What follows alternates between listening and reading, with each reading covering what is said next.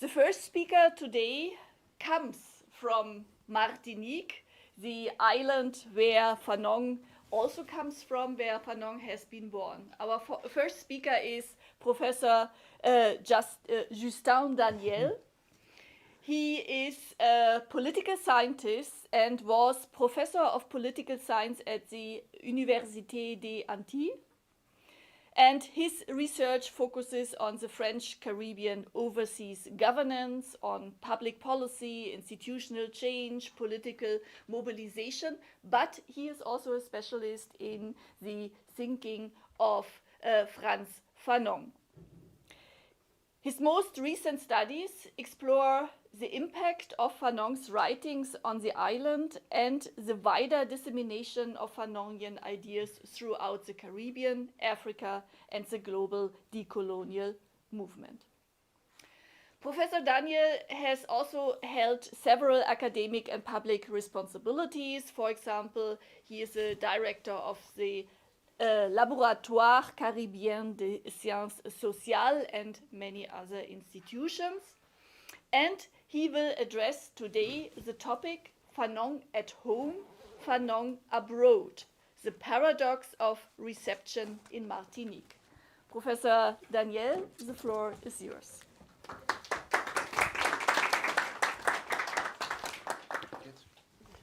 That's okay.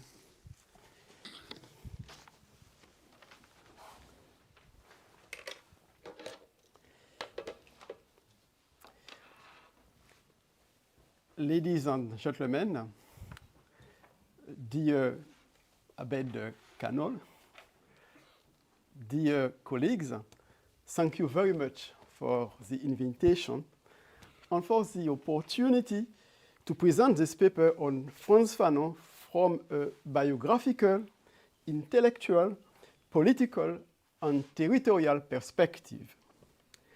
My title is Fanon at home, Fanon abroad. The paradox of reception in Martinique. The phrase at home must be used carefully. Fanon was born in Martinique, and the island is not a minor biographical detail in his work. It is one of the experiential matrices of black skin, white mask, language, color hierarchies, assimilation, social recognition, and alienation are all connected to the Antillean experience.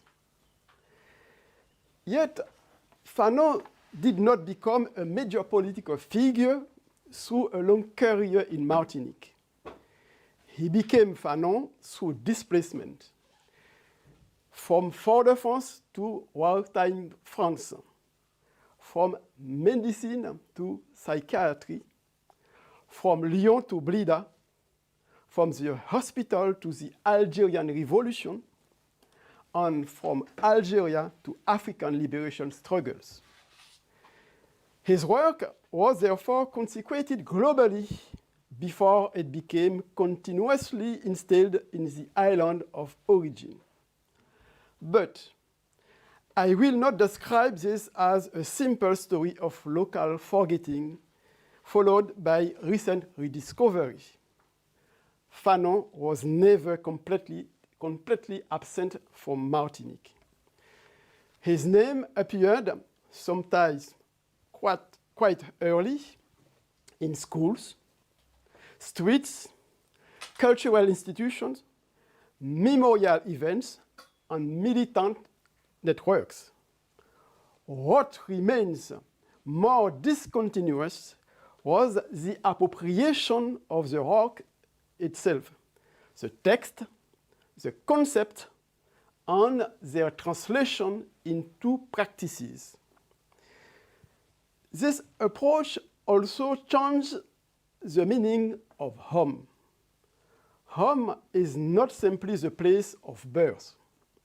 It is a political and intellectual space that receives, selects, and sometimes transforms an author after that author has become important elsewhere. The question is therefore not only where Fanon came from, but how Martinique later reconstructed its relationship to him. My main argument is that Fanon's reception in Martinique is best understood through four connected processes: asymmetric circulation, early territorialization of the name, periodic intellectual and militant reappropriation, and uncertain political operativity.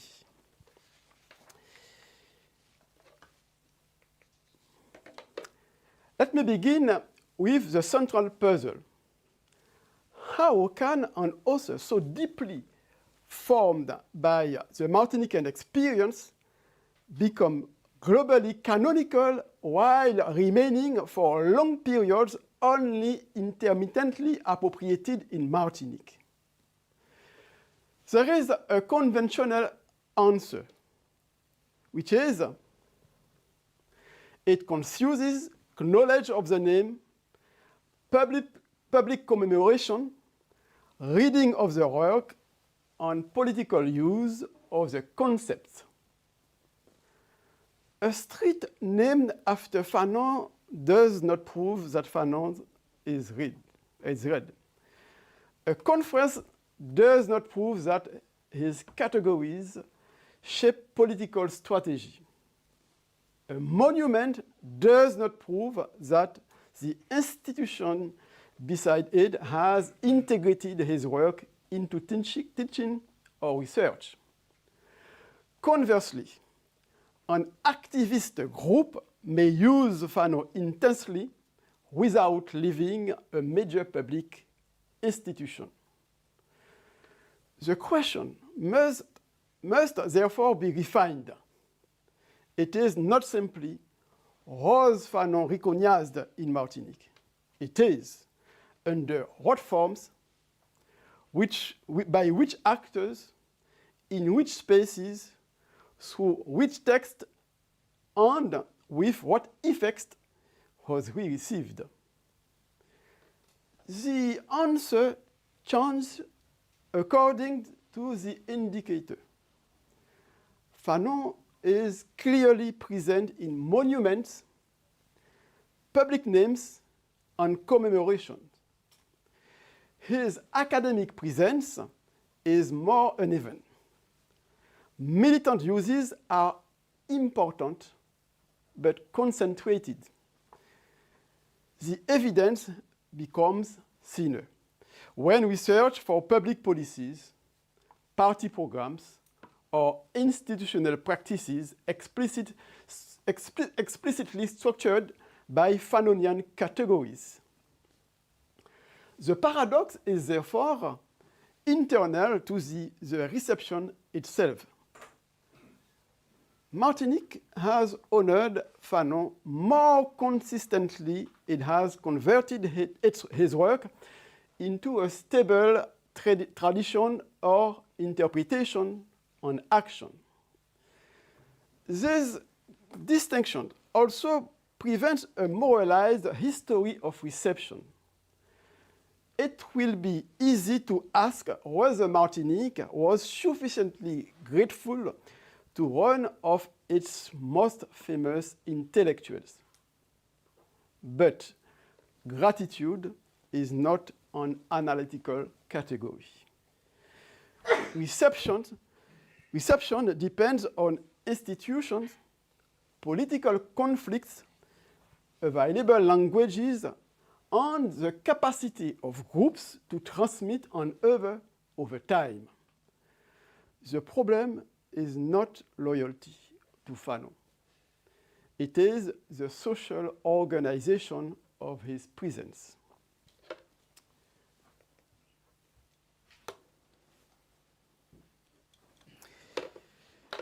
My main argument and conceptual vocabulary to analyze this reception I distinguish 5 forms of presence.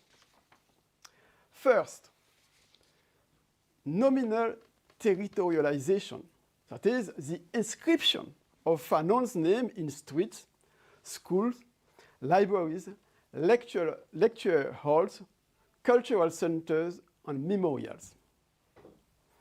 Second, patrimonialization, the transformation of Fanon into collective heritage through ceremonies, anniversaries, exhibitions, biographies, and documentary collections. Third, intellectual appropriation, the explicit reading of this text and concepts,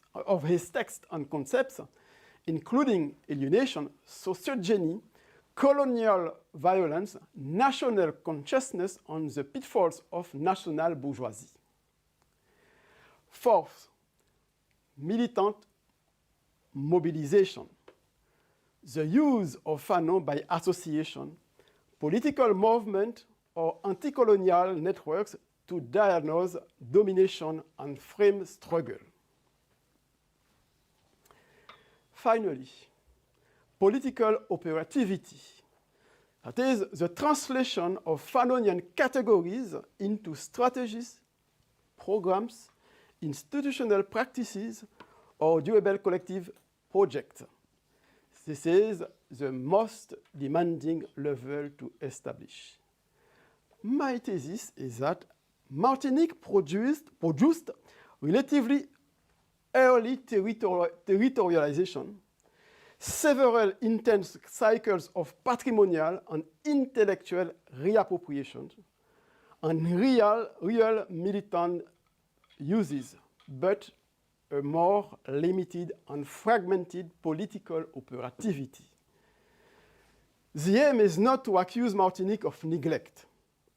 It is to explain the gap between honoring an author and making his work institutionally and politically cumulative.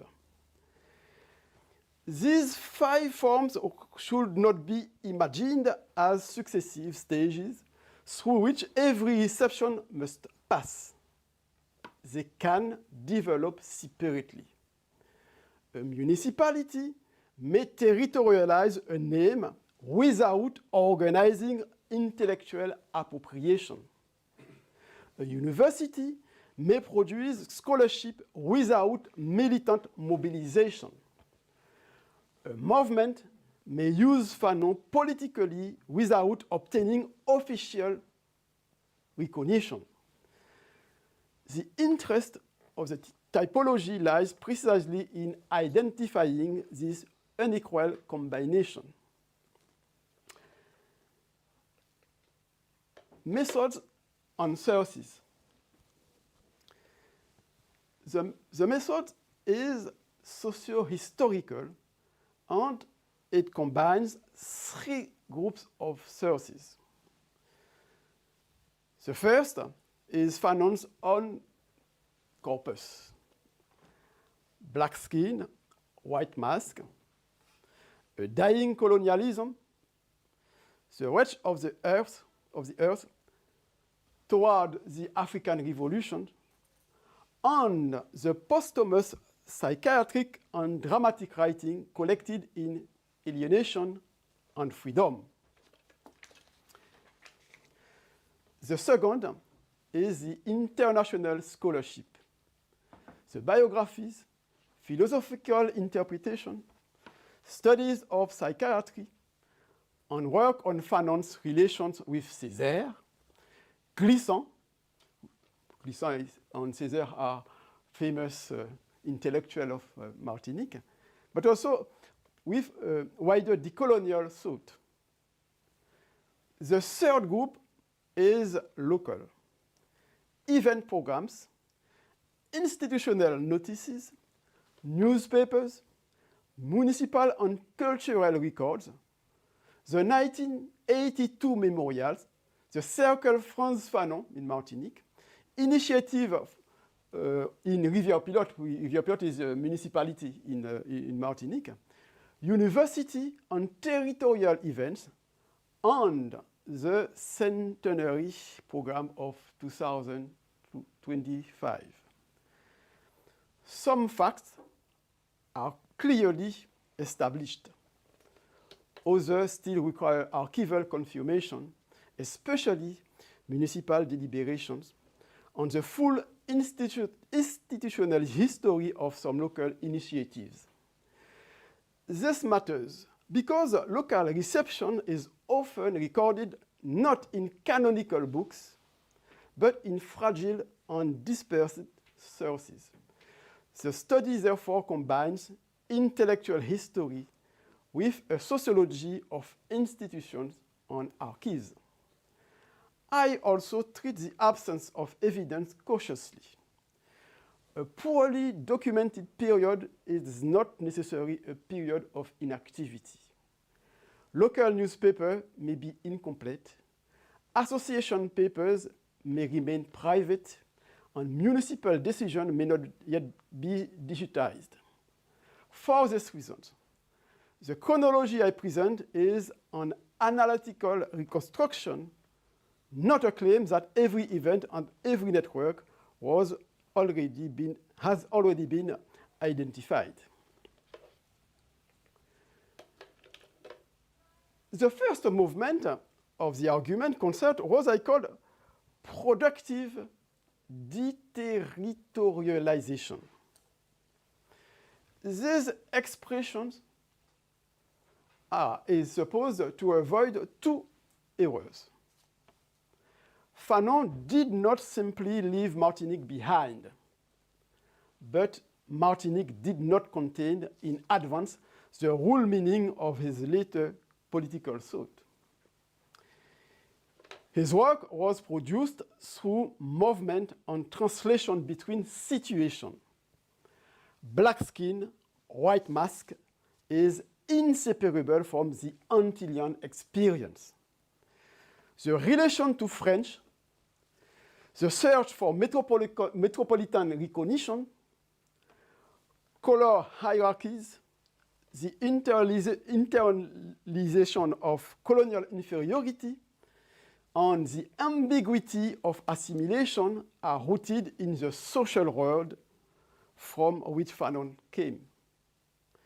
France, war, medical training, and above all, Algeria then transformed the scale of the analysis. In Algeria, Fanon encountered a colonial world that was spatially divided, institutionally violent, and politically militarized. Psychiatry became a site where individual suffering, institutional order, and colonial history could no longer be separated.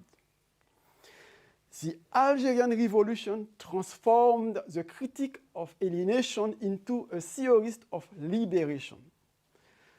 The colonized subject was no longer only seeking recognition from the colonizer. The subject was engaged in producing a new political world. Fanon's African commitment then extends the analysis to national liberation, post-colonial elites, and the danger of renewed dependence after independence.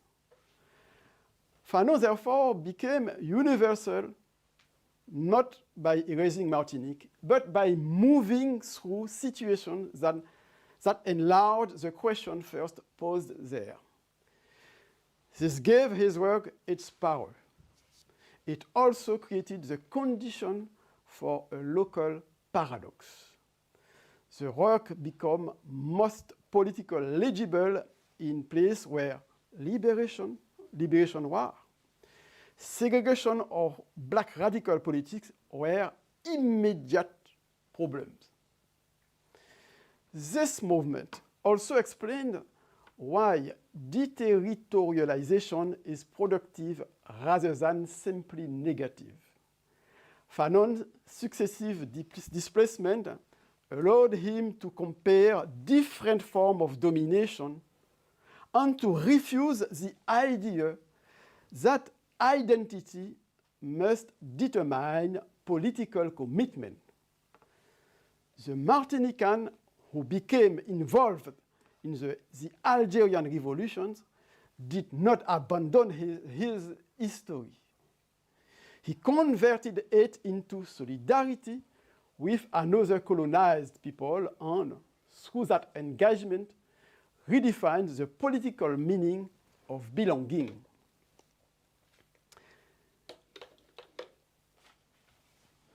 Why global reception was faster than local centrality? The global reception of Fanon was not automatic. It was produced by movement, publishers, translators, universities, and activists who found in his work answers to their own historical problems. African liberation movement read him as a theorist of decolonization, violence, and national consciousness.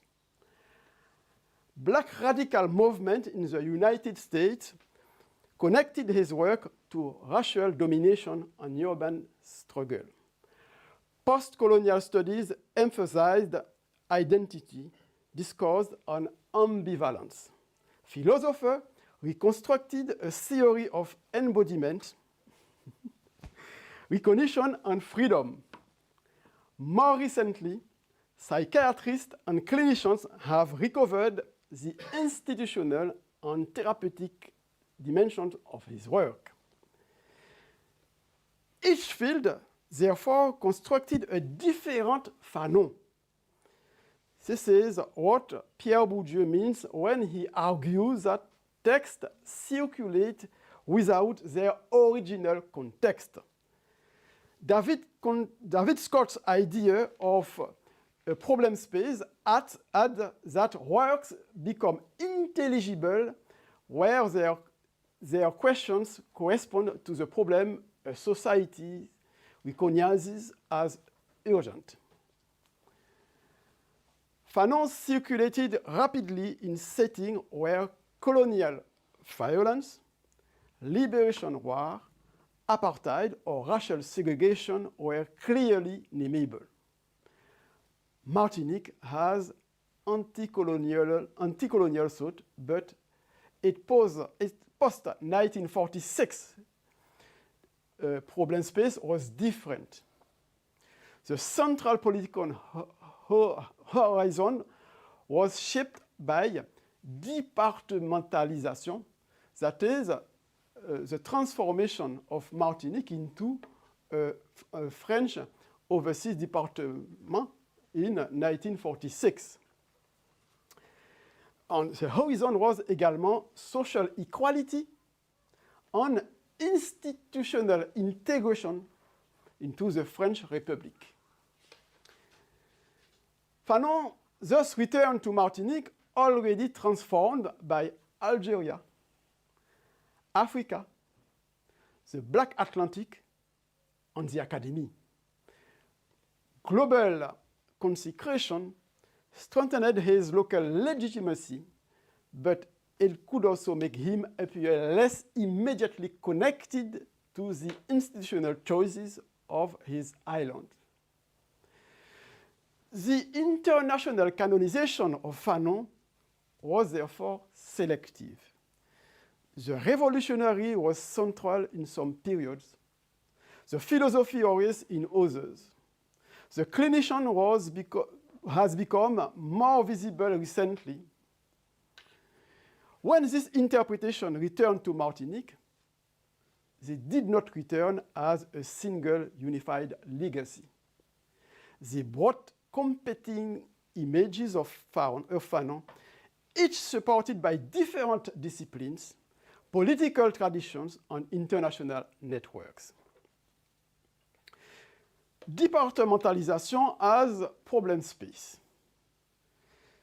The departmentalization law of 1946 must be understood not only as a legal reform, but as a profound reorganization of political expectations. For a society emerging from slavery and colonial exception, equality was not a minor or conservative demand. It meant the extension of social legislation, citizenship, public services, employment, and protection against colonial discrimination. Departmentalization could therefore be imagined as decolonization through equality rather than through national independence. However, this path was deeply contradictory.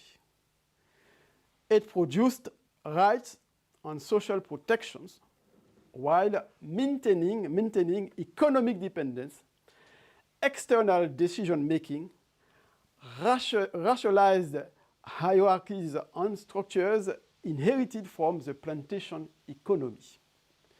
The French state could appear both as the heir to colonial power and as the guarantor from whom equality was expected.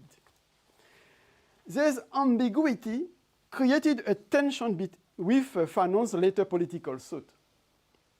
Fanon increasingly understood decolonization as a transformation of the structures that produce the colonized subject, not simply as an extension of rights within an existing framework. In Algeria, this transformation took the form of national liberation. In Martinique, many struggles were instead organized around equality, redistribution, autonomy, and negotiation with the French state. Fanon's categories were not irrelevant, but they required translation. The national bourgeoisie, for example, could not be applied literally to a non-sovereign island. It had to be reformulated in terms of intermediary elites, dependence on external resources, and the reproduction of unequal power.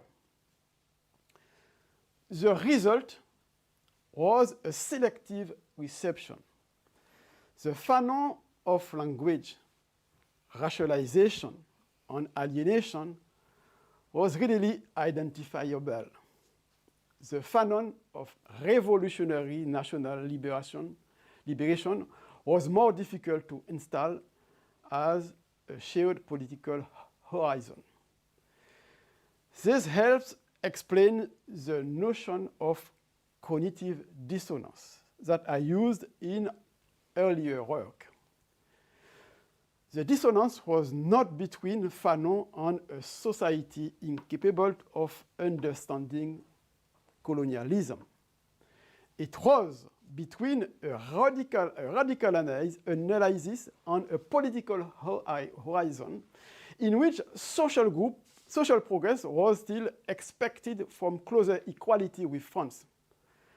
Fanon could describe mechanism of alienation, while his later strategic conclusion seemed less directly compatible with the dominant roots of collective advancement in Martinique. What about other intellectual Martinican intellectuals like Césaire? Everybody knows Césaire here. Édouard Glissant, but also thinker like René Ménil. Their presence in Martinique reveals competing grammars of emancipation.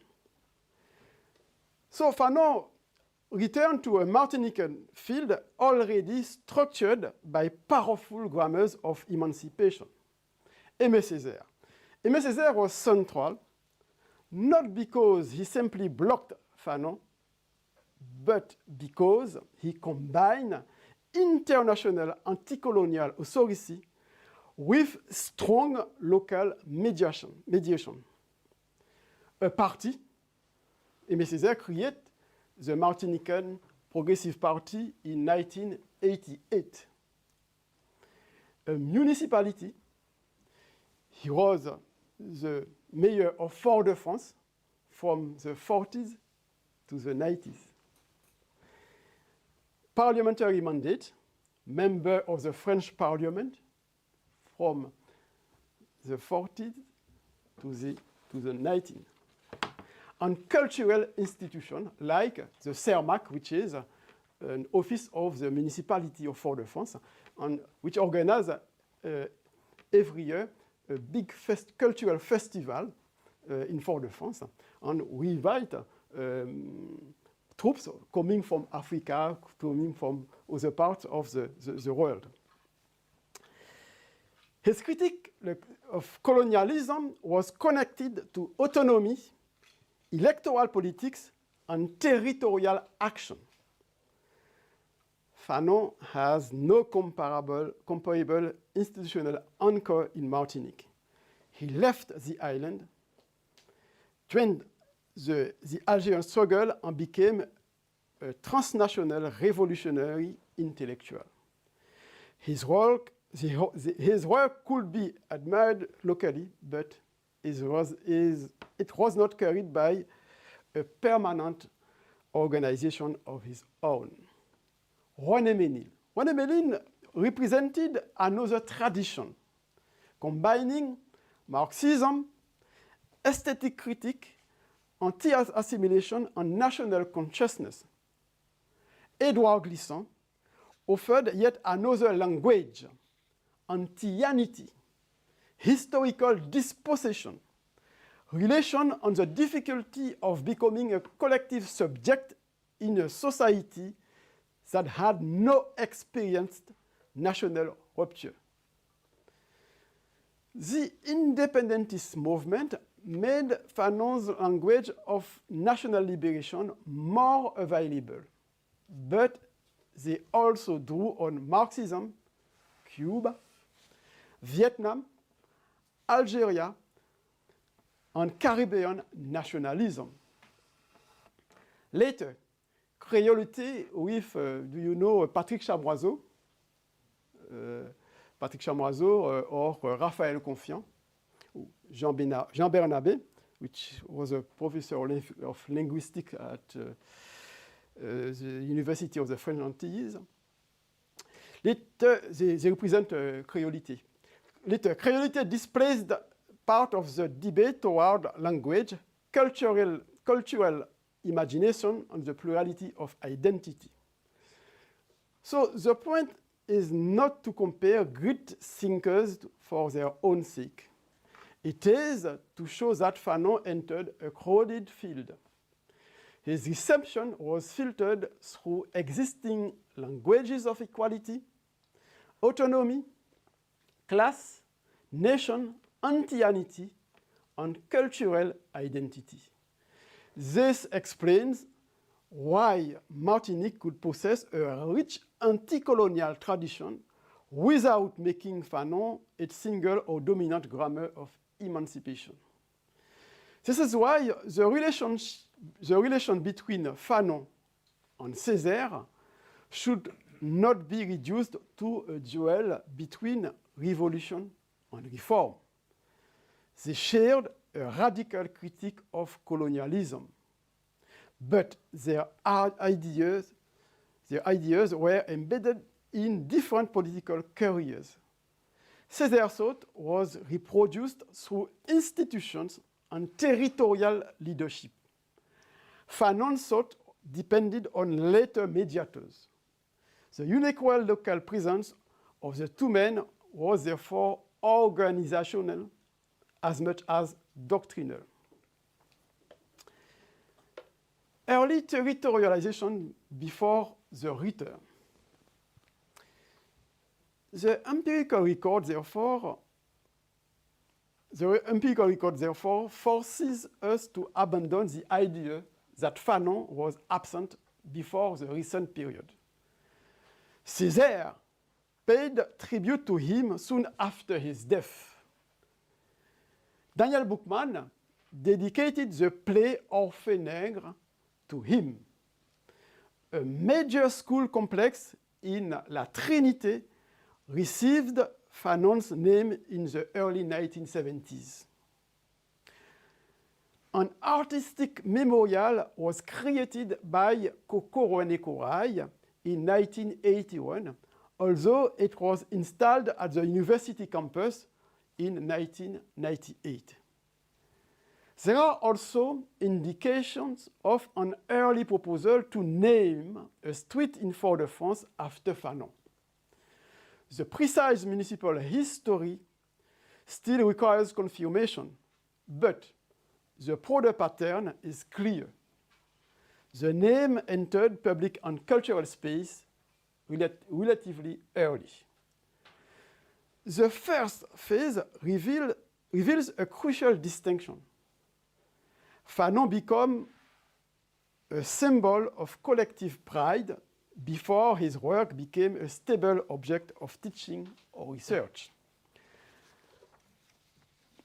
The name said that a Martinican belongs to world history. It did not necessarily mean that the public encountered his concept. The distinction between the name and the work is particularly important in a small society. Public naming can be politically meaningful. It inserts a local figure into the landscape and creates a counter-memory against colonial hierarchies.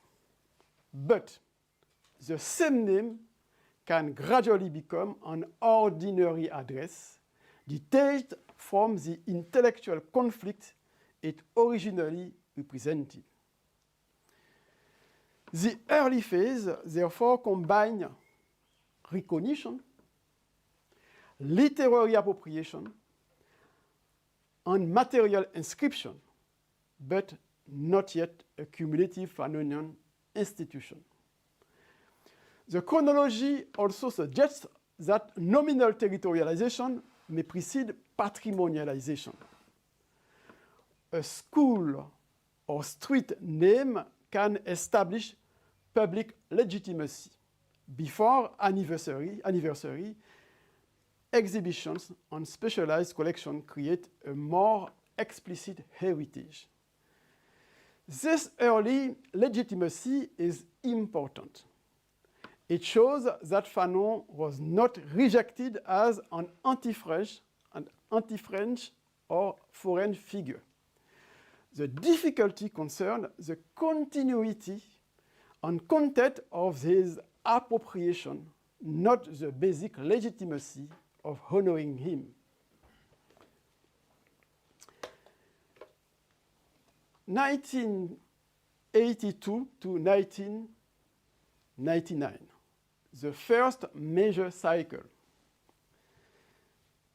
The first major cycle of institutionalization began with the International Frantz Fanon Memorial held in Fort-de-France in 1982. Its proceedings were published by Présence Africaine in 1984. This was not merely a commemorative ceremony. It brought Martinique into dialogue with Algeria, Africa, France, and international anti-colonial networks. The memorial also generated criticism. The question was already being asked whether commemoration could become a second burial, whether the revolutionary might be honored precisely by neutralizing the disruptive force of his work. The activities of the Circle Frantz Fanon extended this reception beyond one event. Archival files include correspondence, a manifesto, minutes, reports and records of activities. They point to an effort to maintain a militant and intellectual mediation between Fanon's work and Martinican political questions. Rivière-Pilote, which is a municipality in Martinique, became another important center. A library and a specialized gallery gather Fanon's writing and studies. A Frantz Fanon Prize associated his name with literary and intellectual production. Municipal initiative connected memory, culture, and anti-colonial legitimacy.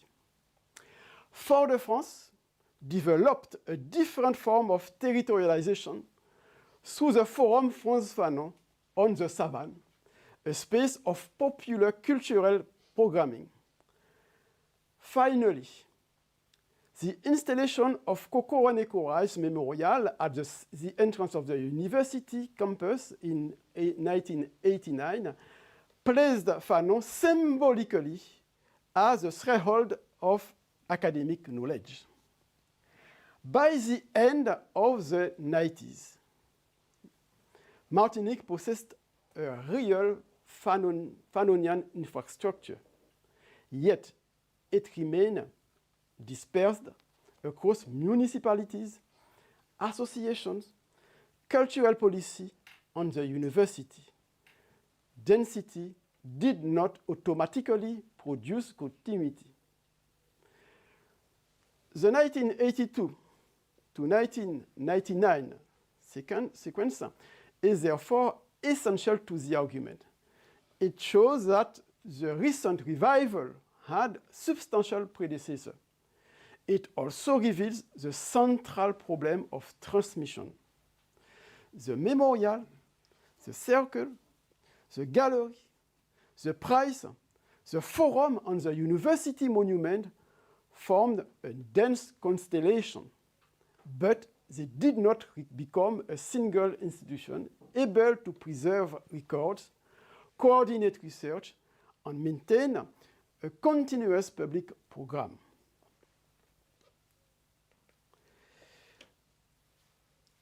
The 2000s and 2010s, routinization and reactivation. The 2000s are more difficult to interpret. Fanon's name remained present, but public activity appears less intense in the sources currently available. This may indicate a real weakening of earlier networks. It may also reflect routinization. Schools, roads, the library, and the monument continued to exist without generating major events. And it may partly result from incomplete archives, especially for local association and municipal cultural policies. So I have to check this point. Two developments are nonetheless significant. Joby Fanon. Joby Fanon is the older brother of Frantz Fanon. Joby Fanon 2004 book reasserted the Martinican points of departure in a life usually narrated through Algeria and Africa.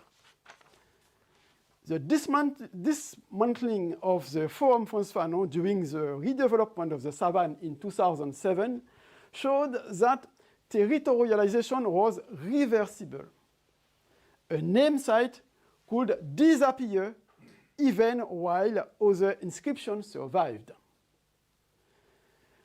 The 15th anniversary in 2011 opened a new cycle, international meetings, psychiatric discussion, on the later publication, Frantz Fanon, on Inheritance to Share, brought together militant, academic, cultural, and institutional actors. In 2015, the local press described Fanon's thought as returning home. In 2016, the territorial authority of Martinique inaugurated the Agora Frantz Fanon in his headquarters. In 2017, Raphaël Confiant published a fictional autobiography. In 2018, the municipality of Saint-Pierre named a boulevard after Fanon in a memorial landscape of freedom and resistance. These initiatives increased institutional legitimacy, but the repeated language of return remained paradoxical. Why must Fanon repeatedly return to a territory when his name has been present for decades? The answer lies in weak cumulability. Earlier initiatives were not always converted in permanent structures of transmission. The word return should therefore be read as a social symptom. It expresses a gap between visible traces and living transmission. Fanon was materially present, but each generation could experience the need to rediscover him. This recurrent rediscovery is one of the clearest indicators that territorial inscriptions alone does not create an intellectual tradition. 2025, this is a centenary. The centenary has acceleration, not beginning. The centenary of Fanon's birth in 2025 marked a major acceleration, not the beginning of his return. The year brought together academic conferences, school programs, theater, artistic work, clinical discussion, local lectures, and international philosophical meetings. First, the association, the association First Caraïbes organized a program around le guerrier silex. Guerrier silex is a term from Aimé Césaire, who describe Frantz Fanon as a guerrier silex. The territorial authority brought several hundred pupils to Tropics Atrium. Fanon's little-known play, les mains libres, les mains parallèles, was staged. The Caribbean Philosophical Association held Fanon at 100 in Le François. The Circle Frantz Fanon organized an international meeting on the wreck of the Earth at the Shellshare campus. This diversity revealed several Fanon. The child of Martinique, the Algerian militant, the African revolutionary, the psychiatrist, the playwright, the philosopher, the theorist of race and violence, and the critic of post-colonial elites. The centenary also placed pedagogy more clearly at the center. The issue was no longer only whether institution honored Fanon as scholar Our scholar discussed him. It was rather younger generations could encounter the rock as something more than a name on a building or a commemorative poster. A public controversy made the vitality of the reception visible. One position argued that parts of black skin, white mask, described a Martinique that no longer existed. Another maintained that the mechanism of domination analyzed by Fanon remained powerful. A living reception is also a contested reception. But a dense calendar does not automatically transform an intellectual field. The historical importance of the centenary will depend on what remains: archives, publications, teaching materials, research networks, clinical discussion, artistic continuations, and political debates. The simultaneous presence of several international and local initiatives also made Martinique a temporary center of world Fanon studies. This reversed for a moment the usual direction of circulation. Interpretation developed abroad, returned to the island, and encountered local memories, institutions, and controversies. Yet the initiatives remain largely polycentric. Their diversity was productive, but coordination between them was limited. From recognition to operativity, we can now return to the question of operativity study, that is the passage to politics. Martinique has achieved significant recognition of Fanon. His name is visible, his life is commemorated, and his works are periodically discussed. Scholars, militants, artists, clinicians, schools, and institutions are mobilized different parts of his legacy. But operativity is a higher threshold. It requires Fanonian categories to become tools for durable action in education, political strategy, public policy, clinical practice, or collective organization. At present, the evidence is strongest for territorialization, patrimonialization, and intellectual appropriation. It is meaningful, but more concentrated for militant mobilization. It is weaker and harder to demonstrate for political operativity. This does not make Fanon politically irrelevant. His strongest present function may be critical rather than programmatic. He connects questions that institutional language often separates: dependence on subjectivity, domination and desire, public institution and alienation, formal equality and unresolved colonial structure.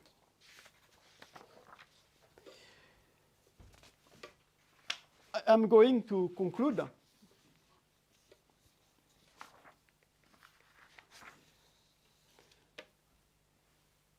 The paradox of Fanon's reception in Martinique is not that he was absent at home while celebrated abroad. It is more complex. Fanon was globally consecrated through productive deterritorialization. His Martinican experience remained foundational, but his principal political engagements and reception networks became Algerian, African, diasporic, and global. In Martinique, his name was territorialized early and repeatedly. He was honored, commemorated, and periodically studied. Yet appropriation of the work remained cyclical, sectoral, and only weekly cumulative.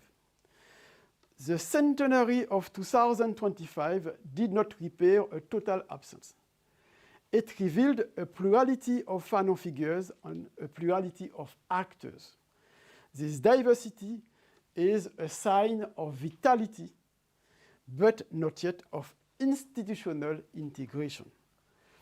The challenge after the centenary is therefore not simply to multiply commemorations. It is to create durable mediation, accessible archives, regular teaching, research program, public debate, clinical reflections, artistic transmission, and political discussion. The Martinican case also has broader theoretical significance. The return of a decolonial thinker to a place of origin is never a simple homecoming. It is a negotiation between memory and use, global canonization and local translation, the authority of a name and the work required to make an other thinkable in the present. Such a cumulative reception would not require agreement on a single Fanon. It would require the preservation of disagreement itself, access to the text, knowledge of previous debates, and institutions capable of connecting scholarship with wider publics. The aim would not be to transform Fanon into an official doctrine, but to prevent both forgetting and ceremonial neutralization. The final question is not, has Fanon finally returned home? It is, under what conditions can the multiple presence of Fanon become a durable resource for understanding and transforming contemporary Martinique? Thank you for your attention.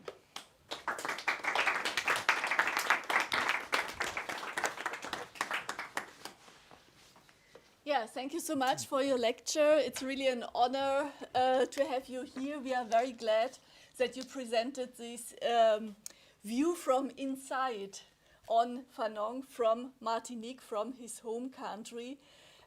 We will still have another lecture presenting us the view from the outside, but I would like to give you at least the chance to ask 1, 2, maximum 3 questions before we come to the next presentation today. So the floor is open for questions, comments.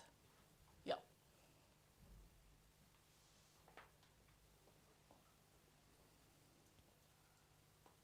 No question? We can also postpone the questions for later after the second lecture, the second presentation. So you still have some time to think, and we continue then with the next lecture. Okay. Thank you. Thank you so much. Yeah, our next speaker is Abbed Kanoor from Glofi Center. He is the managing director of our Center for Advanced Studies here at the University of Hildesheim. And he holds a PhD in philosophy jointly from Sorbonne University and the University of Wuppertal with a dissertation focusing on the phenomenology of time. So Abbed's research areas lie at the intersection of phenomenology, intercultural philosophy, global epistemology, and philosophy of culture, with also additional work on political philosophy, hermeneutics, and the history of thought in Persian and French intellectual traditions.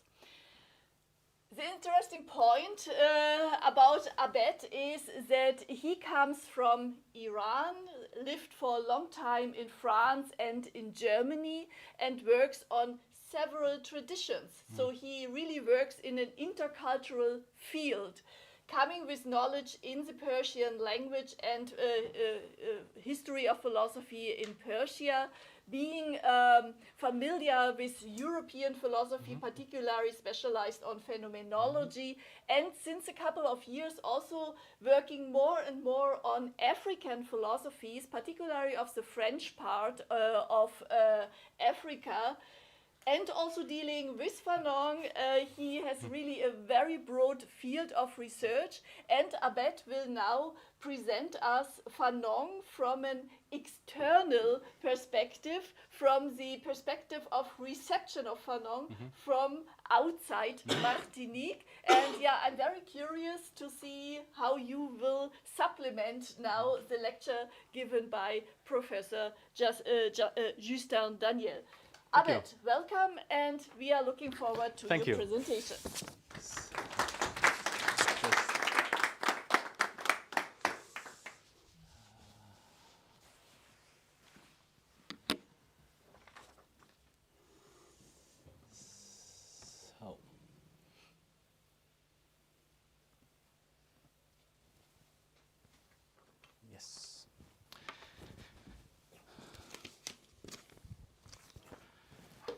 So, thank you very much, Anke. Thank you. It's an honor to have you here, Professor Daniel. So before I begin, I have two remarks. First of all, as you see in the title, so I deal with Fanon from a phenomenological perspective, not as a Fanon specialist. So that's the first remark. And second remark is that so I try to keep distance from the racialized language used in Fanon's work, the spirit of the time, but it was not always possible. So if you see sometimes the reproduction of the literature, just be aware that it's just the matter of quotation and being in the, let's say, philosophical literary discourse of Frantz Fanon. Frantz Fanon occupies a singular position at the intersection of phenomenology, psychiatry, psychoanalysis, and anti-colonial political thought. While he is often remembered primarily as a revolutionary theorist of decolonization, one of his most enduring philosophical contributions lie in his analysis of embodiment under political domination. Long before the emergence of what is now called critical or political phenomenology, that's my argument and my thesis, Fanon developed a rigorous account of how structures of domination are lived through the body and how political power becomes sedimented within perception, affectivity, and corporeal existence. His work demonstrates that domination is not merely a political or economic system, it is a mode of organizing experience itself.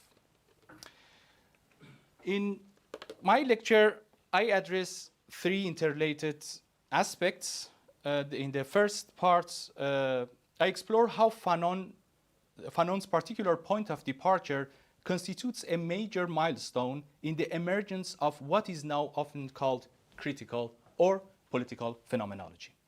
In the second part, I try to show how Fanon expands the analysis of individual bodily experience to encompass the collective intersubjective dimension of embodiment, both in pain and liberation. And the third, so brief part of the presentation, I try to outline a very general overview of Fanon's reception, especially in this case in North Africa, so mainly Arabic speaking, and West Asia in the case of Iran, because I think it would be interesting also to have this perspective on the, so very briefly. So.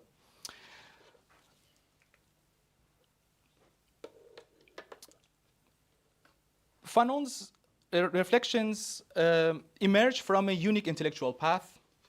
As a student at the Lycée Schœlcher in Martinique, he encountered the thought of Aimé Césaire, whose poetic and political articulation of négritude profoundly shaped his early intellectual development. Yet Fanon transformed Césaire's cultural and literary project and its focus on cultural identity or historical recognition by shifting attention toward the embodied and psychological consequences of colonial domination in the lived experience of the subject. Aimé Césaire was older and already established as a poet and anti-colonial thinker as Fanon began to become famous as the writer and author we know. But Fanon encountered Césaire as a teenager already in Martinique, where Césaire was high school teacher at the lycée. And Césaire's influence on Fanon was deep and formative. He introduced Fanon to anti-colonial critique and the idea that colonialism deforms both colonizer and colonized.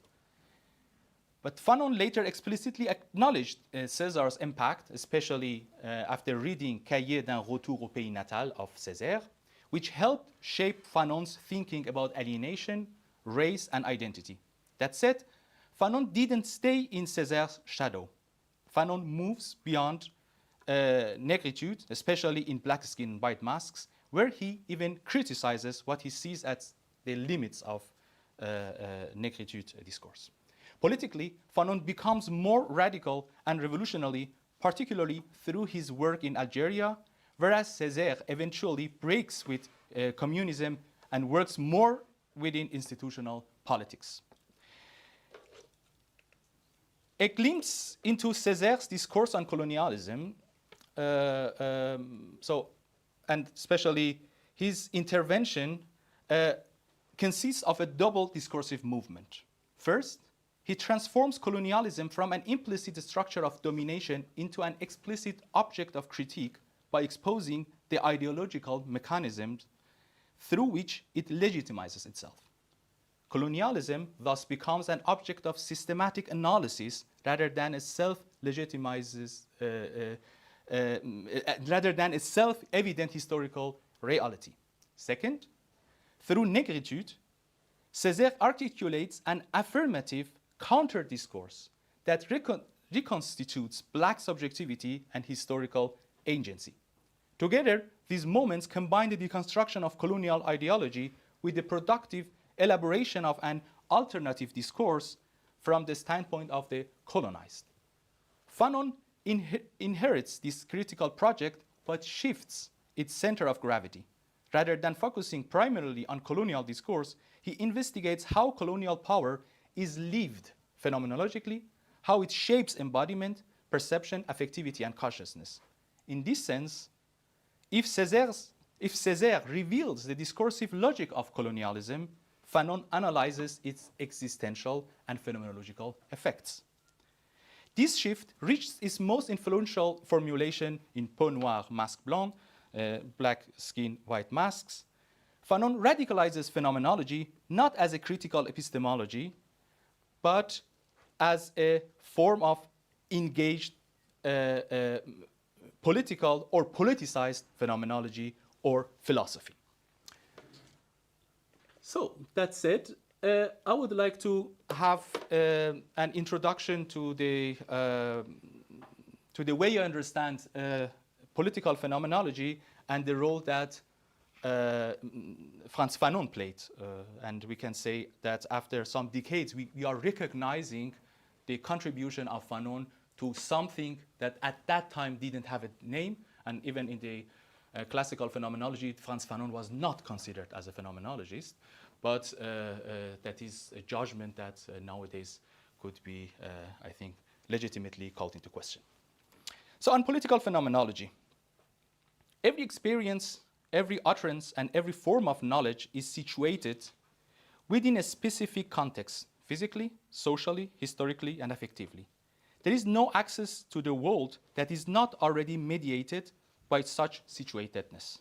In classical phenomenology, however, situatedness appears primarily as a structural condition of experience itself: corporeality, perceptivity, temporality, and the intentional relation to the world. The world is always given from somewhere, in a perspective, through a lived body, and within a horizon of meaning. Critical or political phenomenology radicalizes this insight. Situatedness is no longer understood merely as an epistemic condition of experience, but as a field structure by power.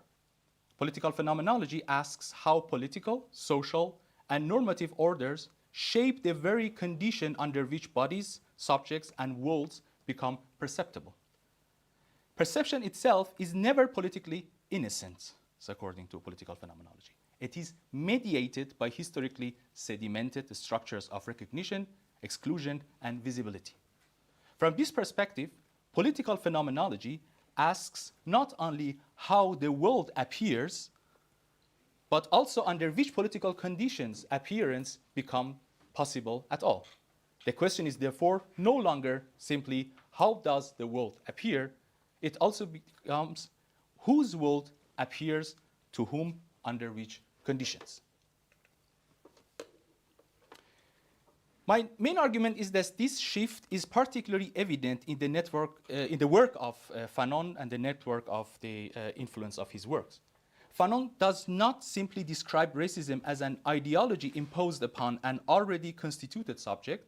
Rather, he offers what may be called a genetic phenomenology of the racialized body. Racialization is not merely a false judgment added to an otherwise neutral perception. Rather, the racialized body is constituted through the social and political conditions of appearance. This moves phenomenology beyond a pure phenomenology of experience toward an analysis of the politics of the appearance. The question is no longer only what is experienced, but also how power structures determine who can appear as a subject and who appears only as an object. Phenomenology understood as the suspension of the prejudices and description of lived experience is already critical insofar as it questions received assumptions and grounds knowledge in the evidence of experience. Methodologically, phenomenologists brackets social and political conditions to describe experience as such. Critical or politicized phenomenology radicalizes this gesture by challenging not only social prejudices, but also the presumed methodological neutrality of phenomenology itself, exposing its historical avoidance to race, gender, coloniality, and other structures of domination. Fanon occupies a pivotal place in this development. At the same time, he is a major thinker of the phenomenology of the political, offering a phenomenological analysis of the way in which power structures appear, operate, and are embodied within public space, social institutions, and everyday life. Fanon expands phenomenology by showing how social and historical power shape the very structure of lived experience. He shows that experience is not just lived. The experience can be imposed, constrained, and oriented. He brings about also the ground for the thematization of the experiences that were not at the core of phenomenology.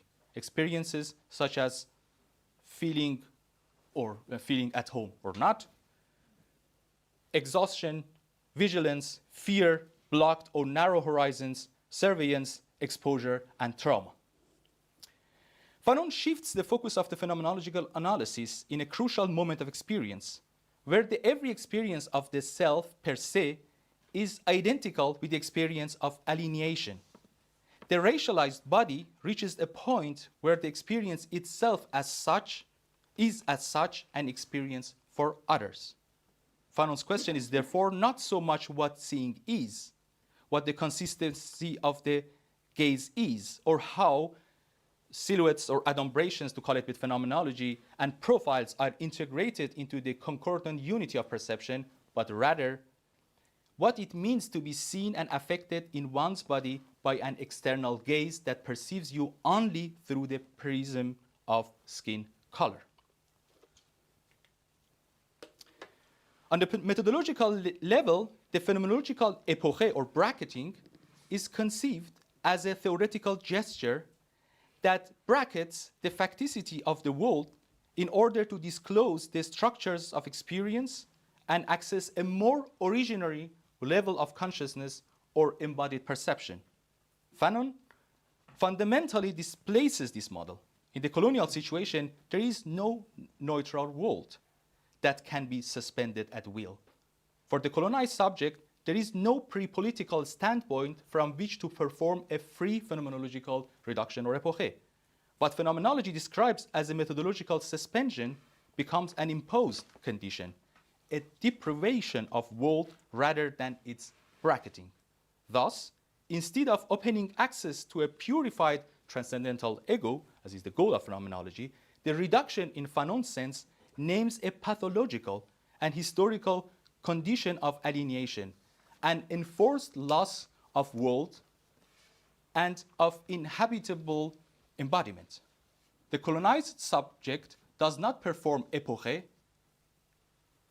These subjects undergo a world exclusion that affects their very bodily and affective existence. To put it differently, Fanon shows us how does it feel to be in world to which one doesn't have a strong belonging. How an attitude closer to the classical phenomenology would respond to this is another question that I can't address in this session, but we can just imagine that from the classical phenomenological perspective, a possible dialogue, possible critical dialogue is possible with Fanon, and responding to the, calling into the question of the phenomenological method and epoche. The body and embodiment stands at the core of the phenomenology of the political phenomenology of Fanon.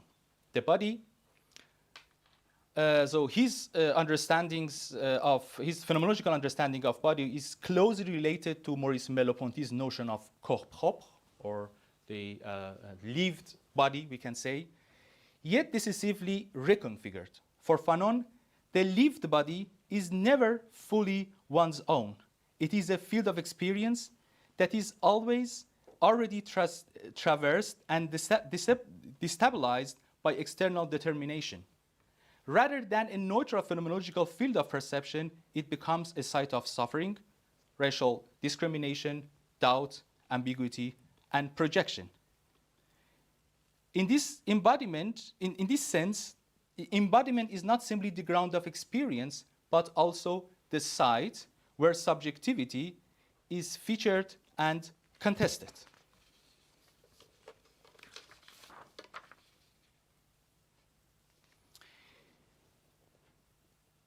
So, a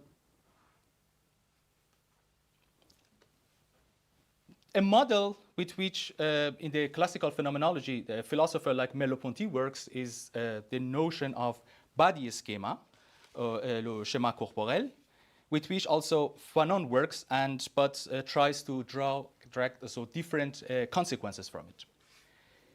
The racialized subject does not encounter the world through a neutral body schema as we find with Merleau-Ponty. Rather, the body becomes overdetermined by meanings socially imposed from outside. Merleau-Ponty's analysis of the body schema is primarily concerned with the pre-reflective organization of bodily existence. The body schema is an operative system that integrates perception, movement, and spatial orientation before explicit thought or social categorization. And this level, for example, reaching for the Windows wheel by placing one's hand on a table exemplifies the body's practical attunement to the environment. The body knows how to accomplish the task without first representing it conceptually. From this perspective, the bodily capacities involved in such an action are not in themselves racially different. The sensory motor organization that allows one to coordinate movements, estimate distance, and maintain balance is a general feature of embodied existence. Fanon does not argue that racialization merely comes after an already completed body schema. Rather, he argues that within a racist social world, the body schema becomes overlaid, disturbed, or even restructured, but by what he calls the historical racial schema, sometimes translated as the historical racial schema or racial epidermal schema. In ordinary circumstances, both subjects mobilize the same bodily capacities. Fanon's point, however, is that even such a seemingly simple actions may cease to remain purely motor in certain situations. A racialized subject entering a wide social space may become actually self-conscious, hyper-aware of being seen, or constrained by racial expectations. What was an immediate bodily I can becomes mediated by social meanings and the experience of being objectified. Fanon shows how the lived body, which in Merleau-Ponty's phenomenology is distinguished from a thing by its situational mode of being, is reduced under colonial conditions to a mere position among external objects. The embodied subject is no longer the center of orientation and action, but becomes fixed, located, and classified through the racializing gaze of others.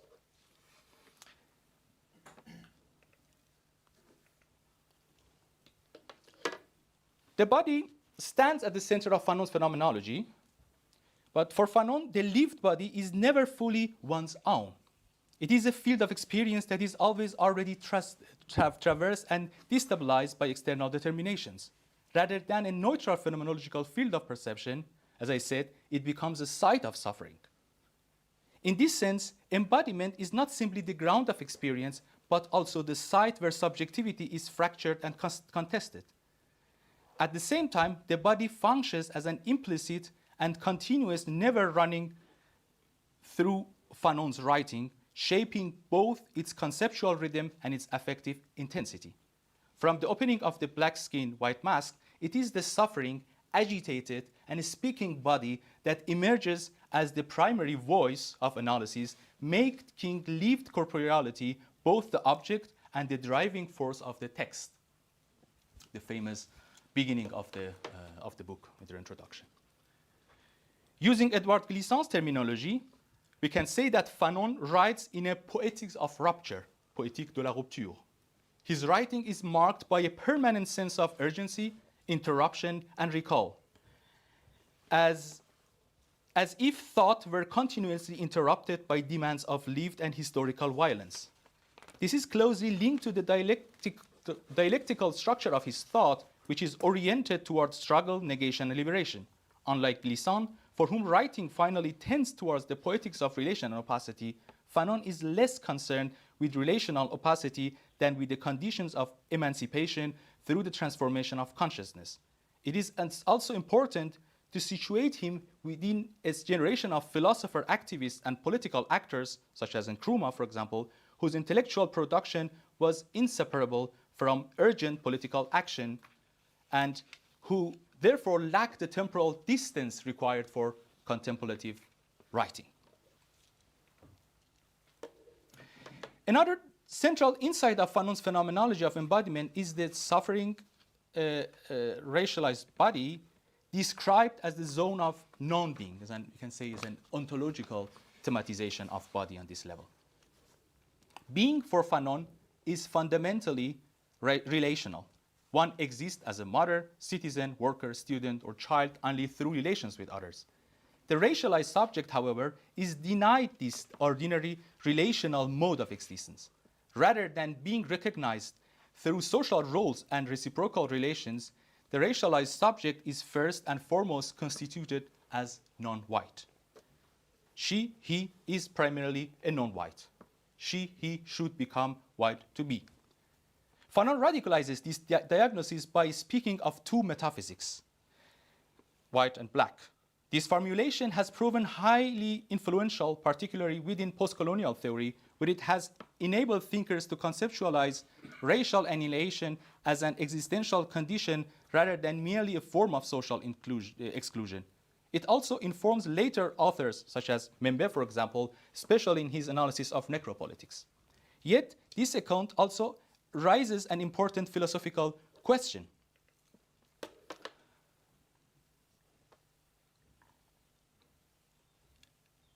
Even under conditions of extreme domination, the body cannot be entirely exhausted by non-being, since lived experience always retains forms of affectivity, sensibility, and engagement with the world that exceed the logic of negation. The challenge, therefore, is to think together the radical violence of racialization and the persistence of embodied life without collapsing the latter entirely into non-being. Being is thus not self-grounded, but assigned within the racially structured field of perception, this relation is fundamentally asymmetrical, according to Fanon. But this marks a crucial distinction between Fanon and Césaire, as well as the broader négritude movement. Whereas négritude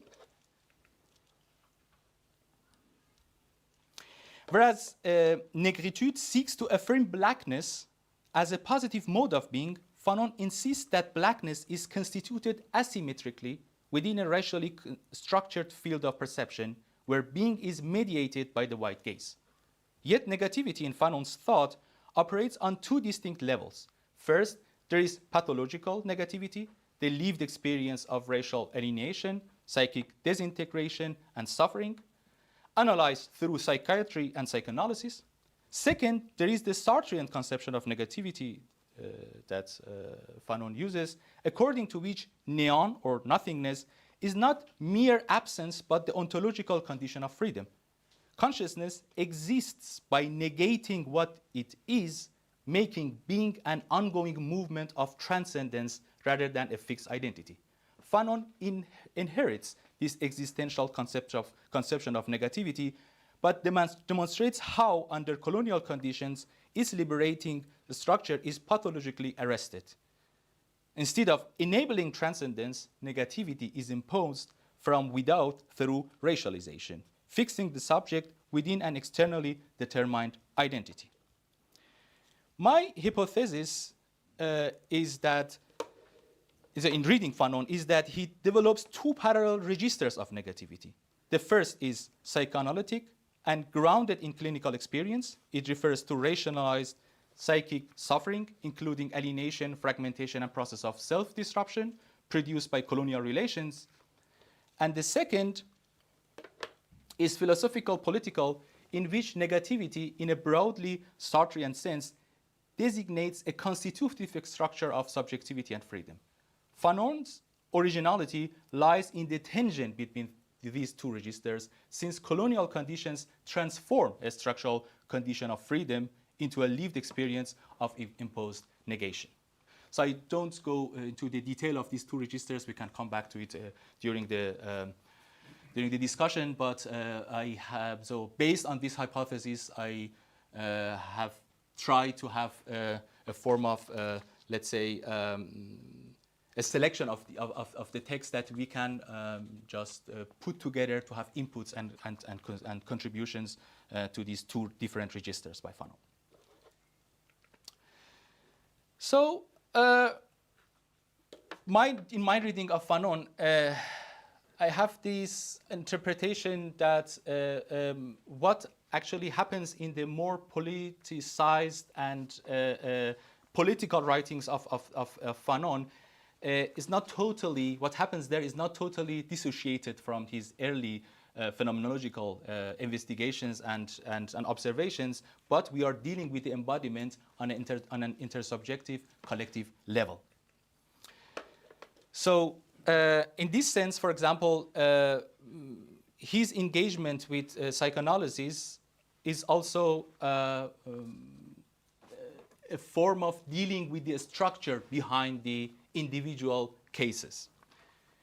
Colonial societies, he argues, produce forms of alienation that cannot be adequately explained through universalized models. The trauma experienced by colonized subjects is not simply personal. It is generated by a social world organized around the racial hierarchy. The colonial order itself becomes a pathological structure. Trauma cannot be understood objectively from outside. Fanon criticizes the detached medical gaze. As a psychiatrist, he insists that traumatic experiences of racism cannot be adequately grasped by treating the patient as an object.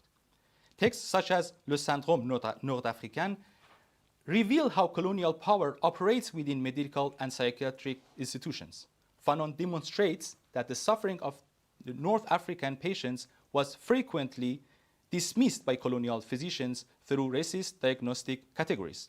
The problem was not merely individual prejudice, but an entire epistemic structure that rendered the colonized body incapable of speaking as a legitimate subject. Here, Fanon develops what may be described as a clinical phenomenology of colonialism. Phenomenology becomes a method for recovering the meaning of lived suffering.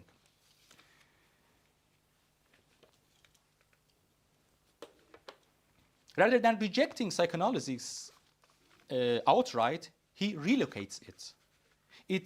Fanon relocates it within the colonial situation, arguing that the unconscious itself is historically and socially constituted. In Black Skin, White Mask, Fanon draws on the works of scholars like Freud and Lacan, not merely as to analyze racism not merely as a social prejudice, but as a psychic structure. Whereas, for example, Lacan describes the formation of the ego through specular identification, the mirror stage, Fanon argues that the black subject encounters, so it's his term, it's primarily, herself or himself, primarily through the gaze of the other. Identity is therefore constituted not simply through self-recognition, but through racialized recognition by the other. Language itself becomes colonial, since to speak is to assume a culture, and the racialized body finds itself inserted into a symbolic order already organized around whiteness. And in this sense, what actually Fanon tries to do is not to reject psychoanalysis, but rather to transform it by placing it within the colonial situation that actually becomes the object of his analysis, but also political critique. And in this way, what he suggests actually, based on his experience, is to not only analyze, but also to deliver tools of communication and reconstruction, as he calls it. In this sense, Fanon does not abandon psychoanalysis, he decolonizes it, transforming it into a critical theory of subjectivity in which clinical practice, phenomenology, and anti-colonial politics become inseparable. The years Fanon spent at the psychiatric hospital of Blida Joinville, if I pronounce it well, in Algeria further transformed his thinking. The asylum itself could function as a mechanism of exclusion and domination. As a result, Fanon sought to recognize psychiatric practice by emphasizing collective participation, communication, and social integration. These experiments reveal the extent to which his political commitments and clinical work were inseparable. Decolonization was not simply a political process, it was also a transformation of subjectivity and a reconfiguration of the conditions under which human beings could inhabit the world. This connection between embodiment and politics reached its culmination in Les Damnés de la Terre. Here, Fanon expands the riches of the earth.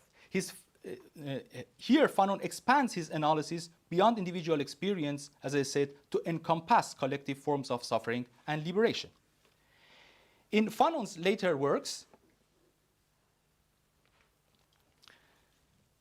the notion of embodiment takes on a more explicitly collective and intersubjective dimension. The lived experience of violence and racism, which his earlier writings examine at the level of individual experience, is expanded into an analysis of its broader social, political, and embodied formation. This collective embodiment also encompasses material dimensions, with land emerging as a central element. So I read a quote, which I like very much from his work, The Riches of the Earth. He writes, "For a colonized people, the most essential value, because the most concrete, is first and foremost the land which will bring them bread and above all dignity. But this dignity has nothing to do with the dignity of the human individual," in the original French, personne humaine. "For that human individual, personne humaine idéale, has never heard tell of it. All that the native has seen in his country is that they can freely arrest him, beat him, starve him. And no professor of ethics, no priest has ever come to be beaten in his place, nor to share their bread with him." And so we have a form of a modification in his word usage from the individual to a collective level. That is in this context that we deal with the concept term la masse, the mass, actually the collective body of embodiment related to the land. So there is, in this more politicized later context of Fanonian thought, there is a fundamental tension in the way he deals with the political. We can say that it is also the base of his major disagreement with Jean-Paul Sartre. The question is the anti-colonial struggle or decolonization a moment within a universal historical dialectic, ultimately compatible with the struggle of social classes, or does it constitute a distinct historical and existential rupture that cannot be subsumed under universal history? Fanon resists becoming merely, so in his critique of Jean-Paul Sartre, a moment in a universal dialectic, as in his combat. Rather than thematizing the dialectics of history, where Sartre's philosophy extends the universalist aspirations of the Enlightenment, Fanon begins from the singularity of colonial existence and the irreducibility of lived experience. In this respect, Fanon remains profoundly faithful to the phenomenological method, grounding his analysis not in abstract historical necessity, but in concrete experience of rationalized embodiment, racialized embodiment. So, but that doesn't mean that that Fanon abandons the question of the quest of universalism, but the way he understands universalism becomes important. And in this sense, we can say that we have on one side Sartre and his understanding of universal battle, universal history, and on the other side the phenomenological relevance of the singular experiences, as Fanon describes. But we are dealing with a different understanding of universality, which is actually beyond identity, so discourse. And so I would have liked to go into more detail in this part. Actually, what does it mean for him to call into question the so-called universalist discourse, but not from out of the perspective of a form of black identity or black consciousness, as we can find it partly in the Negritude movement, but the way and the solution he suggests actually leads us towards a form of what he calls actually a future project, which abolishes actually social constructed hierarchies. In this sense, his approach is, I would say that is something I would like to put into debate with you all, would not be, I think, easily compatible with not only Negritude, but also with Pan-Africanism. And so it is very interesting to see, because we have concrete connections and also mutual admiration of so in Nkrumah and Fanon. So Fanon mentions several times Nkrumah in The Riches of the Earth. But where does he stand in relation to Pan-Africanism is a very interesting question for me, and I have actually personally doubt that we can combine.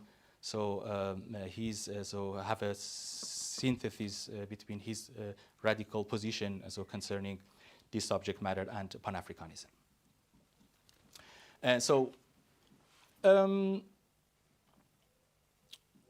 another moment that I just show it in the slide is that so because I would like to have some minutes so for the North African and West Asian context, is that in my reading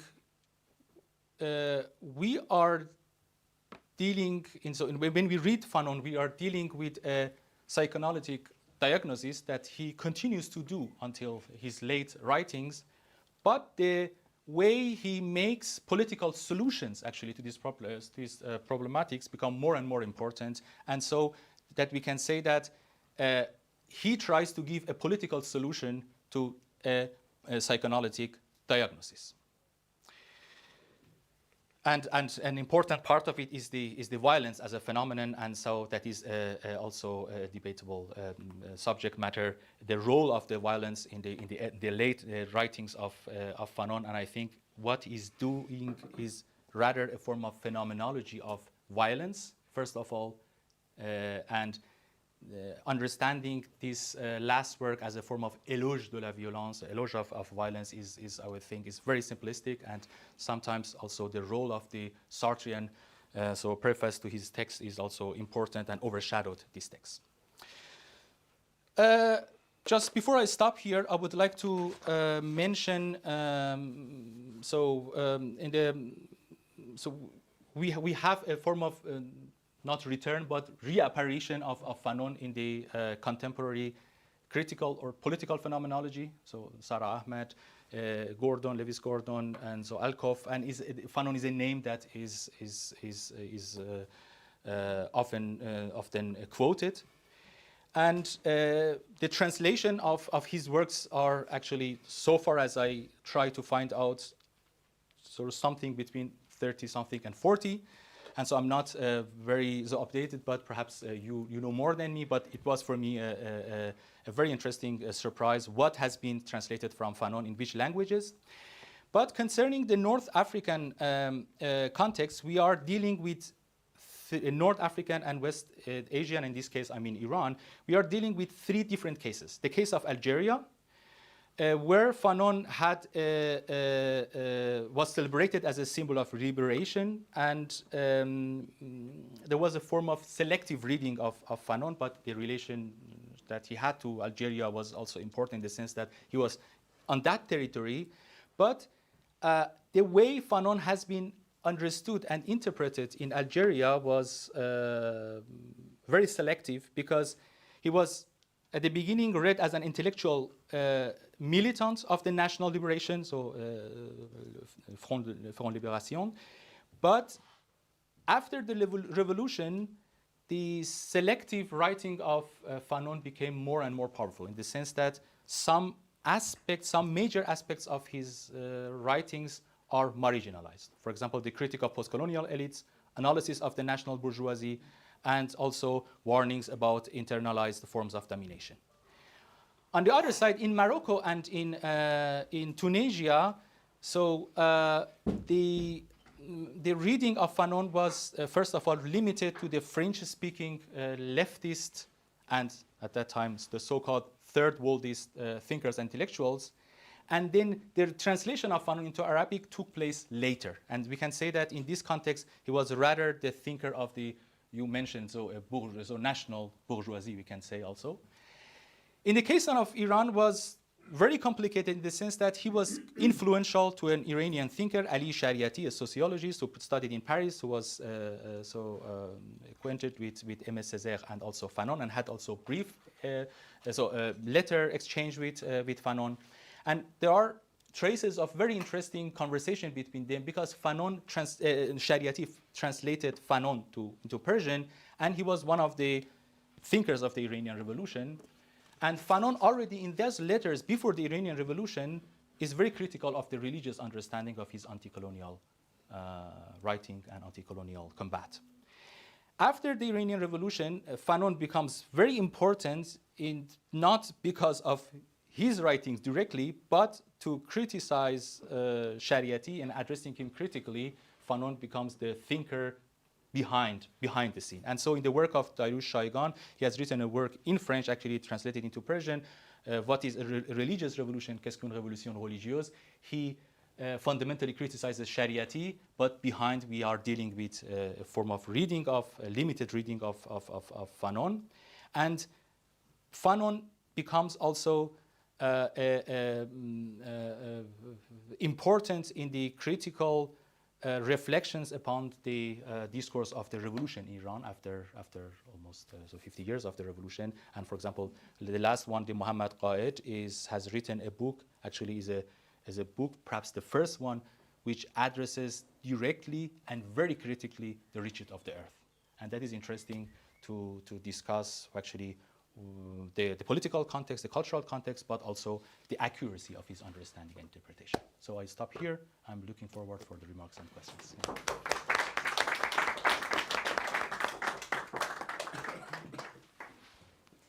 Yeah, thank you so much, Abbed, for sharing your thoughts about Fanon here. Now the floor is open for questions and comments on both lectures, on both inputs. I know it was a lot, but okay, I see Amre and Osiris, and yeah, okay, Amre, Osiris. Thank you very much for both of the speakers. I would like to know. Yes. Thank you very much for both of the speakers. I would like to know more about. You spoke about, but it is not wasn't for me not so clear the definition of epoche and then by Fanon's exclusion of from the world. But I don't get it exactly. Mm-hmm. And also the lived body by Merleau-Ponty as which contested the subjectivity of the embodiment, mm-hmm. as you said, but by Fanon, body is the site of subjectivity. Did I get it right? Okay, or, okay. Maybe I miss something. Yeah, so I think thank you very much. I think these two questions are related because the question is on the methodological neutrality of phenomenology and the fact that someone with Fanon, we can call into question this neutrality. So this neutrality tells us methodologically that we are able to put the world into brackets in the sense that we concentrate us on our experience. We can stay in a certain distance to the presupposition that there is a world such and so, and so we can call it into, put it into bracket in the sense that I only concentrate myself on my experience of, for example, embodiment or, for example, so it's the experience of a space, for example. I'm standing here, I don't let the world and the presupposition about how the world exists, what is actually the world and so on, I can put into bracket and concentrate myself only on this experience. But, and phenomenologists like Husserl and Merleau-Ponty would say that everyone is able to do that. It's an experience possible for all of us, and it is a methodological epoche. But with Fanon, so Fanon reminds us that this experience of coming into a distance to the world is not possible as such, because if my experience of the world is not my experience, but what I am experiencing, because the experience is the most fundamental point of departure in phenomenology, is my first point of departure is not actually mine. Mine experience is formed and structured violently by others. I'm not dealing with the world experience which I can put into bracket. But from the beginning, I am experiencing a form of world exclusion. So I'm living in a world that I don't understand very well, and into which I am thrown, but formed and shaped by others. And in this sense, what is actually the most identical, the closest experience to me is actually not mine. In this sense, the very first experience, subjective experience, is not something like evidence, as it's called in phenomenology, or subjective, for example, Erlebnis, the lived experience, but is suffering or alienation, as Fanon calls it.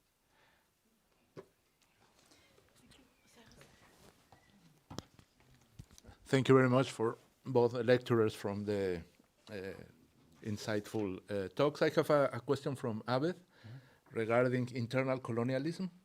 At some point, for example, in one of your slides, you mentioned internalized oppression. Mm-hmm. So the question is if you would to talk a little bit more about how Frantz Fanon is shaping this idea of internal colonization, because, of course, he had a background on psychiatry and psychoanalysis and so on. And I am highlighting this because, for example, in the context of Latin America, the concept of internal colonialism was developed from a sociological approach. Pablo González Casanova, for example, trying to explain the notion of internal colonialism. He explained that, for example, indigenous peoples are racialized, you know, they speak a different language that is not Spanish or Portuguese, one of the hegemonic. So according to González Casanova, internal colonialism is shaped by sociological structures.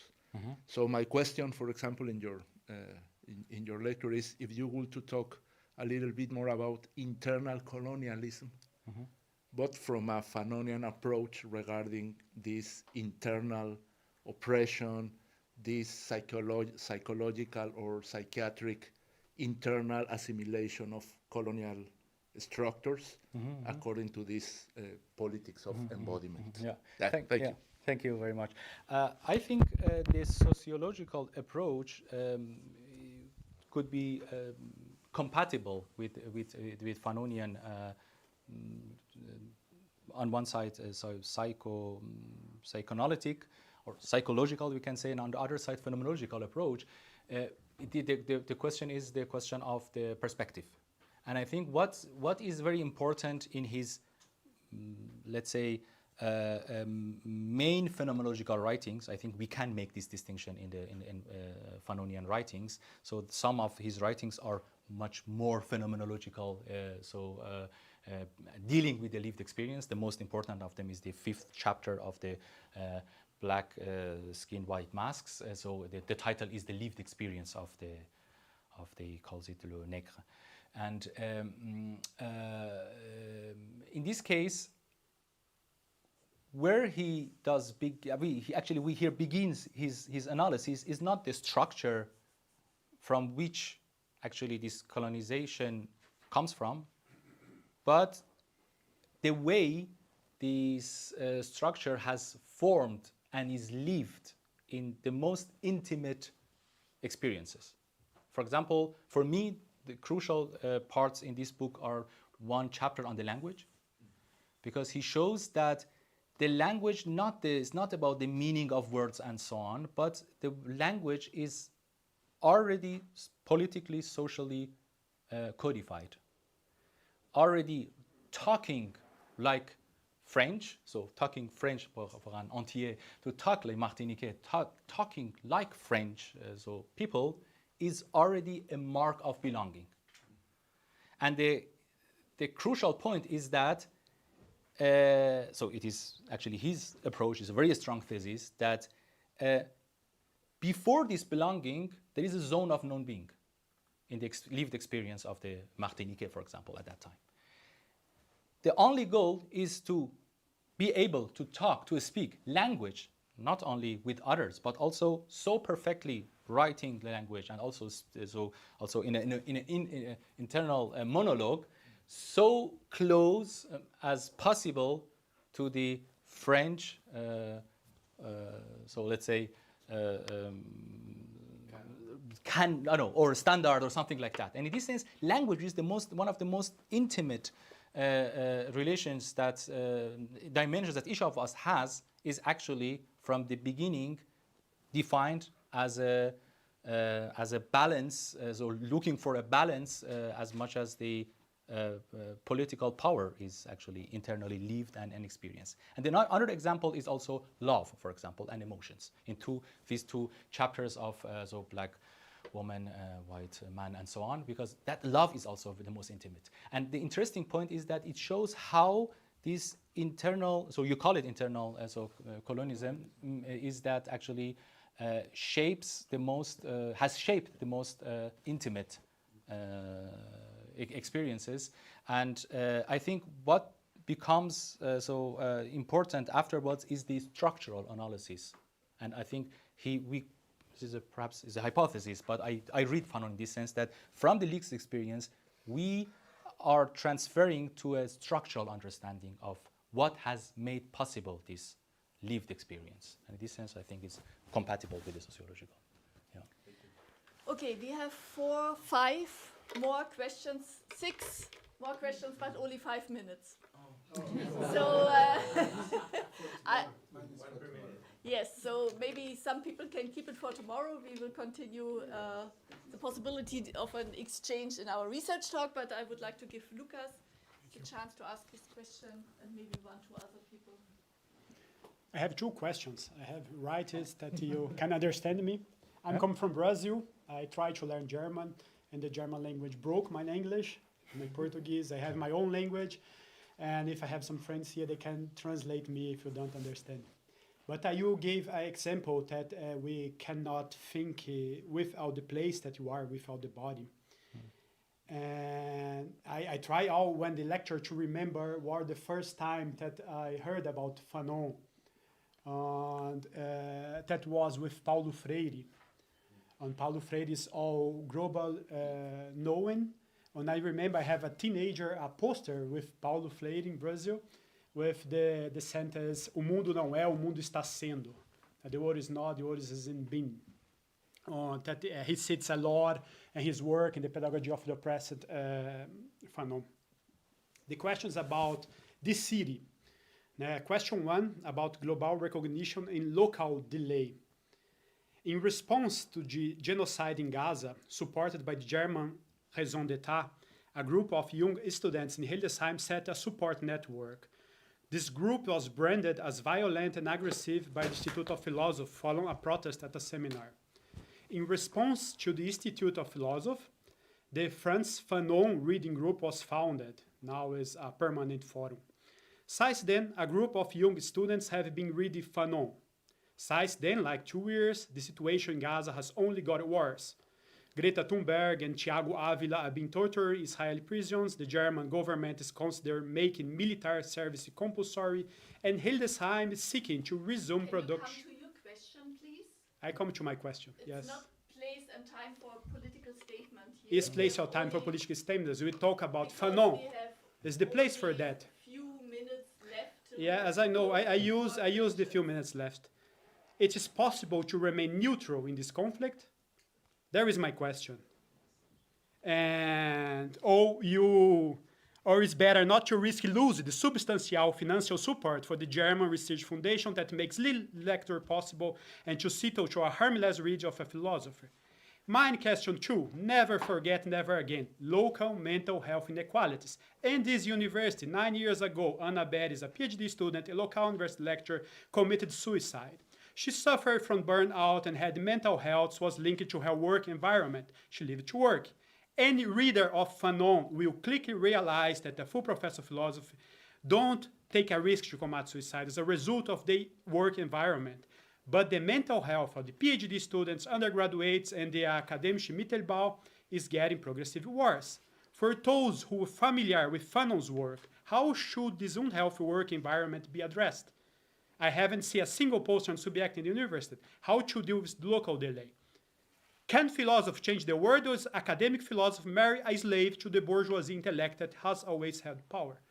What would Fanon say? What would you do if you take Fanon serious? Okay, these were pointed questions. Can one be neutral? What would Fanon say?